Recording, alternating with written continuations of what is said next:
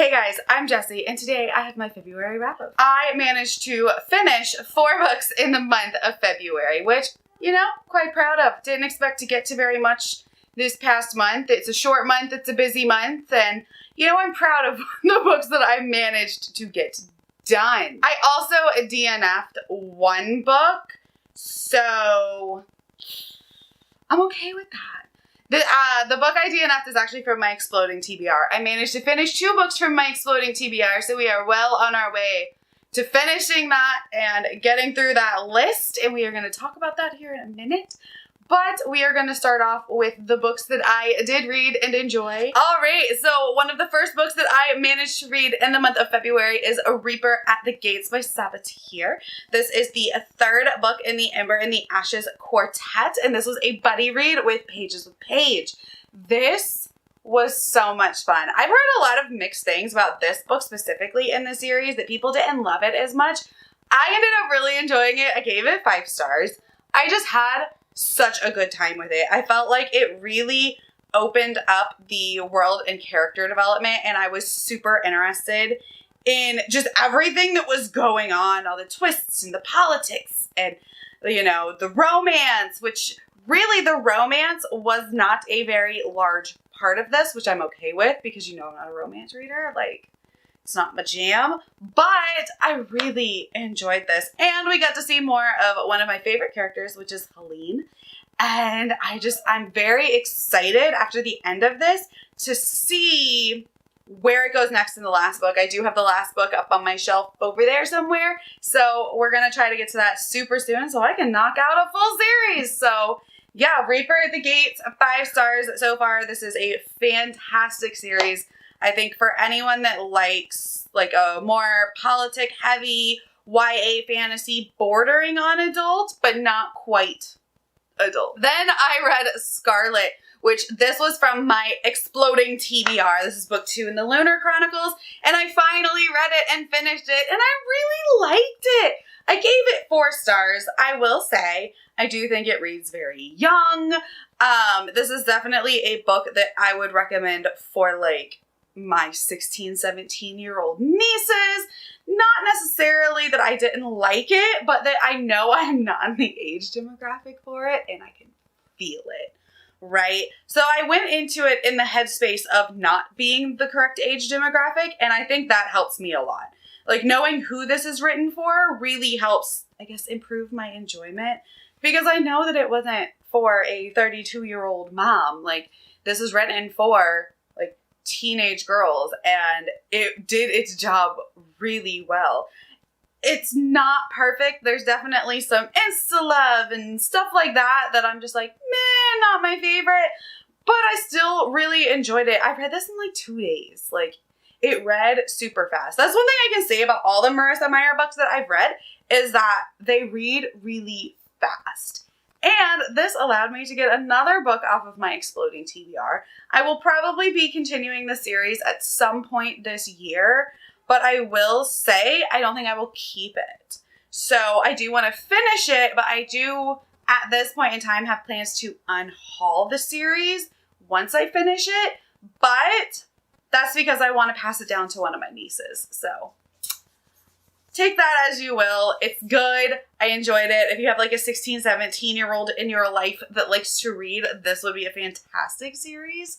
It reminded me a lot of like a sci-fi version of Once Upon a Time, and I'm just a sucker for that. Next up, we have this behemoth, which is Empire of Gold. This is the large print edition because your girl doesn't know what she's ordering when she's buying stuff.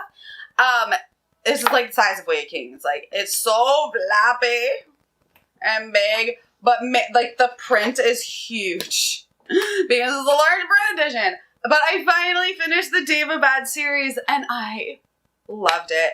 Honestly, if I would have known going into it that it ended the way it did, I probably at first would have been upset, because I'm trying not to spoil things. There's kind of a love triangle, but not really. But kind of, like, there's 2 love interests, but I wouldn't call it a love triangle. And I preferred one person after book 1. But then after reading the rest of the books, my perspective changed, and I preferred a different love interest. And in the end, one of them won out. And you have to read it to find out. But this was such a good series. I just had such a good time. If you haven't read the David series, I think you should. Because I had so much fun with this. This is definitely one that I would reread.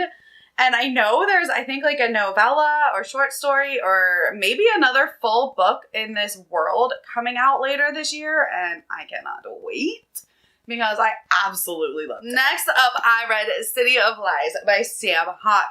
This was our shelf space buddy read for the month. And I co-hosted with Katie from Brightness, Katie Reads. And we're actually, on the day that I'm filming this video, doing our live show here in a little bit. So I wanted to get this video filmed at least. But I enjoyed this. I think this broke my shelf space curse. Because every book that I have picked or been involved in with shelf space has been not necessarily an epic fail, but like not a favorite. Like my first shelf space book was Rage of Dragons. And that was like the book that almost broke the book club because it was so divisive. I didn't end up loving it, but like it was okay. And yeah, and then my second book was Kill the Queen. And Bethany and I both didn't really like Kill the Queen, but this one, I'm pretty sure Katie and I both enjoyed it. I will say this is not magic heavy. Like literally you don't even really get magic until the very end. So this is definitely more of a siege story. We're following this boy who is basically a like poison tester for his friend who is also like the nephew of like the chancellor. So like the head of this society. The chancellor and the poison tester's uncle end up dying. They end up being poisoned, and we've got this overarching mystery of who poisoned them. And then we have a siege. So like they're being attacked on all sides and sieged in their city. We have a lot of political machinations. Like you do not know who the culprit is, like literally until the very end. And I loved that. I will say there's a second point of view, and it is the sister of the poison tester. And I wasn't the biggest fan of her and her voice. I think she was a really cool character, but I feel like she just wasn't as memorable as Joven, who's the main brother, but I ended up really enjoying it. There is a little bit of romance in this, and it's very, very minimal, but it's really cute. And I'm honestly more excited for book 2 because I think that's when like the world is going to open up and we have more magic and we get to see different people. So I'm really excited to see where it goes. But this was a fun one. If you like a more like kind of military-esque siege story, then pick this one up. All right, now we're getting to my my DNF. My one DNF of the month. And y'all, it was Aurora Rising. And it wasn't that it was bad. It just wasn't great. Like it wasn't hooking me. Like there was a lot of things that I was thinking when I was reading this, and I was like, I'm just not loving this. Which is surprising because I really like YA sci-fi. Like I really love Skyward. I really love The Disasters by N.K. England. But this just didn't do it for me. There is definitely some heavy insta love. Some of the dialogue, I'm just like, ugh. Like you can tell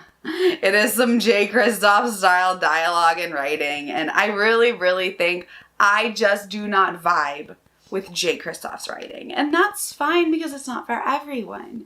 It just, you know, wasn't for me. The storyline was interesting, but I couldn't get past not caring about the characters, not being interested, not liking the storyline, and not just not. It was just wasn't for me. I found myself bored, and like I could have pushed through, easily could have pushed through. I just didn't want to. Like, so this is off of my Exploding TBR, and this will be unhauled. Might go to a niece, might go to the used bookstore. We'll see. But overall, this was my DNF for the month. All right. Well, there you have it. That was my February reading wrap up. You know, I read 4 really great books that I really enjoyed and just 1 DNF. And honestly, I'm good with that. I think it was a good month overall, and I'm excited to read some sequels, to some of these books. Hopefully I will finish up the Lunar Chronicles as well as the Ember and the Ashes this year, so that way I can knock some series off my list. I knocked a series off of my in progress list by finishing Devabad, so you know what? This was a good one, and I am happy. If you have any thoughts on any of these books, leave them down below. I would love to hear your thoughts, especially on Aurora Rising. Like, should I attempt to push through it, or should I just give it to my niece? Because I just feel like I should give it to my niece. Alright, well, thank you guys for hanging out with me. My name is Jessie, and I will talk to you next time. Bye.